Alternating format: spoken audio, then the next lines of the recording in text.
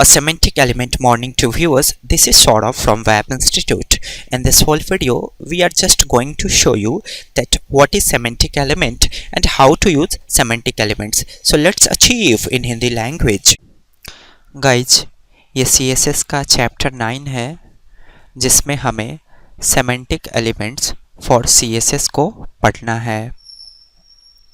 Guys, semantic element का मतलब है HTML5 का कुछ ऐसे टैग्स जो आपको वेबसाइट का ढांचा तैयार करने में आपकी मदद करता हो, यानी कि कुछ ऐसे टैग्स जो CSS की मदद से किसी वेबसाइट का लेआउट बनाए, उसे हम सेमेंटिक एलिमेंट्स कहते हैं.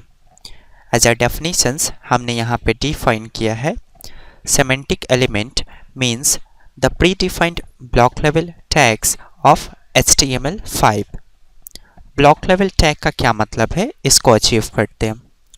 ब्लॉक लेवल टैग उसको कहा जाता है जिसमें विड्थ और हाइट बढ़ाने के लिए आपको कोई स्पेशल कोडिंग नहीं करनी पड़ती है.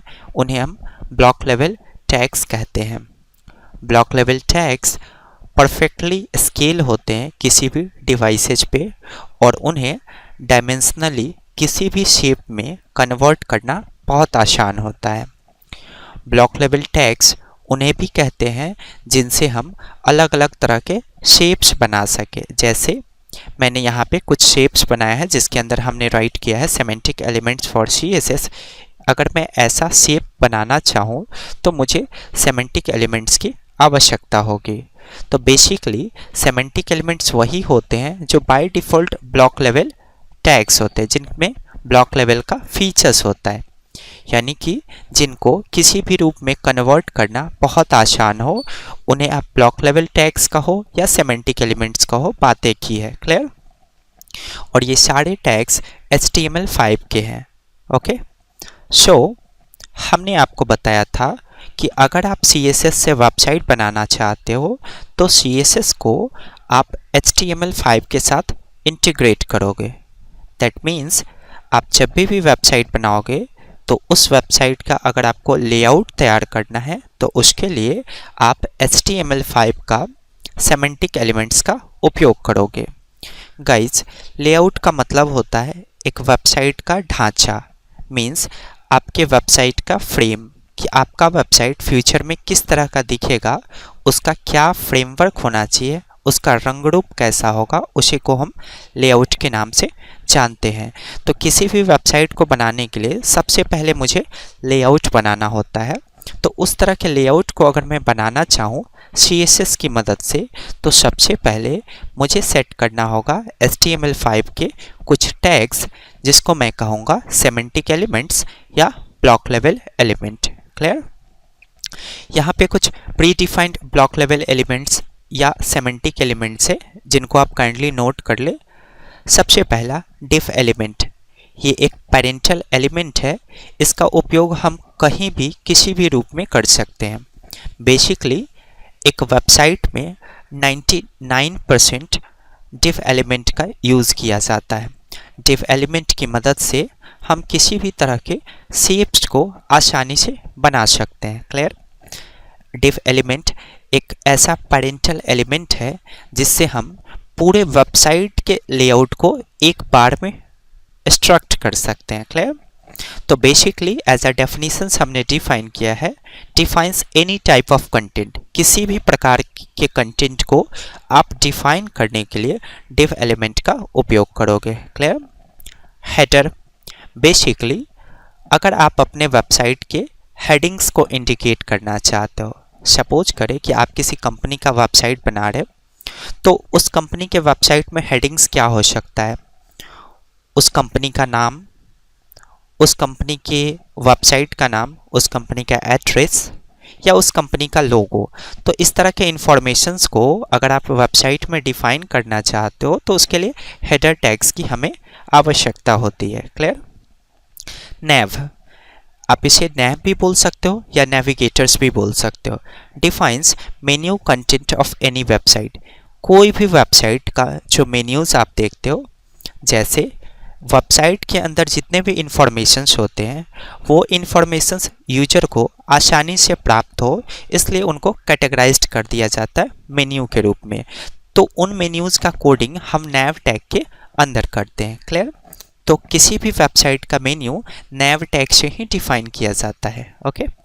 सेक्शन बहुत ही इंपॉर्टेंट है। सेक्शन सेमेंटिक एलिमेंट मीन्स अपने वेबसाइट का फुल डेफिनेशंस या जितने भी इम्पॉर्टेंट कंटेंट्स होते हैं फुल इंफॉर्मेशन के साथ उनको डिफाइन करने के लिए हम सेक्शन टैग का उपयोग करते हैं। क्लियर? फुटर एक वेबसाइट का एंडिंग सेक्शन माना जाता है। फुटर मीन्स वेबसाइट का सबसे निचला हिस्सा फुटर कहा जाता है। जैसे इस प्रेजेंटेशन में आप देख रहे हो, जैसे मैंने अपने कंपनी का नाम लिखा है पावर्ड बाय स्वीटूज मीडिया, तो पावर्ड बाय स्वीटूज मीडिया एक शेप में फिट है, तो इस शेप को मैं बनाऊंगा फुटर से, क्योंकि ये शेप मेरे इस पेज को एंड कर रहा है। क्लियर? अब अगला सेमेंटिक एलिमेंट है हमारा एसाइड। एसाइड एक ऐसा एलिमेंट है जिससे हम अपने वेबसाइट के एडवर्टीजमेंट्स का लेआउट बनाते हैं। आप देखते होंगे किसी वेबसाइट के लेफ्ट हैंड साइड में एडवर्टीजमेंट्स है या राइट हैंड साइड में एडवर्टीजमेंट्स है, तो इस तरह के एडवर्टीजमेंट्स को हम असाइड से डिफाइन करते हैं। क्लियर? ओके गाइज, बहुत सारे एक्सपर्ट्स ऐसा करते हैं कि डिफ एलिमेंट से ही पूरे वेबसाइट्स का लेआउट तैयार कर देते हैं और इन सारे एलिमेंट्स पे वो ध्यान नहीं देते हैं। तो ये जो सारा एलिमेंट्स है ये एक प्री डिफाइंड एसईओ एलिमेंट माना जाता है। एसईओ एलिमेंट का मतलब है सर्च इंजन ऑप्टिमाइजेशन एलिमेंट।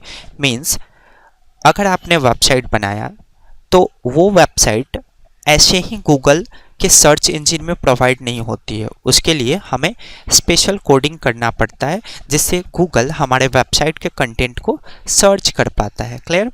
तो HTML5 आपको एक रेडीमेड तरीका प्रोवाइड करता है कि अगर आपने हेडर के अंदर अपने इंफॉर्मेशन को राइट कर दिया तो इसके लिए आपको स्पेशल कोडिंग नहीं करनी पड़ेगी अपने वेबसाइट को सर्च करवाने के लिए। क्लियर? तो अगर आप अपने वेबसाइट को बनाने के लिए हेडर, नैव, सेक्शन, फुटर और एसाइड का उपयोग करते हो तो सर्च इंजन ऑप्टिमाइजेशन के लिए आपको स्पेशल कोडिंग करनी पड़ती है, पर थोड़ी सी कोडिंग करनी पड़ती है। ओके, लेकिन अगर आपने अपने पूरे वेबसाइट को सिर्फ डिफ एलिमेंट से बनाया है तो एक एक एलिमेंट के लिए अलग से आपको एसईओ का कोडिंग करना होगा कि ये कंटेंट किस तरह से गूगल पे सर्च होगा। क्लियर? तो ये बहुत एडवांस है और बहुत इम्पॉर्टेंट है। इन्हीं पांचों एलिमेंट्स की मदद से हम अपने वेबसाइट को डेवलप करते हैं। तो अगर ये वीडियो समझने में प्रॉब्लम्स हुई हो तो काइंडली इस वीडियोज़ को मैक्सिमम टाइम देखें, ऑटोमेटिक ये वीडियोज़ आपको समझ में आ जाएगा। गाइस, काइंडली इन सारे कंटेंट्स को अपने नोटबुक में राइट डाउन कर ले ताकि अगले वीडियोज़ में आपको प्रॉब्लम्स ना हो। ओके, सो काइंडली मेरे टीचिंग एक्सपीरियंस को प्रमोट करें, मेरे चैनल्स को सब्सक्राइब करना ना भूलें और मेरे वीडियोज़ को अपने फ्रेंड्स में शेयर करें। So stay tune to our channel guys. Thanks for watching my videos. Have a great day.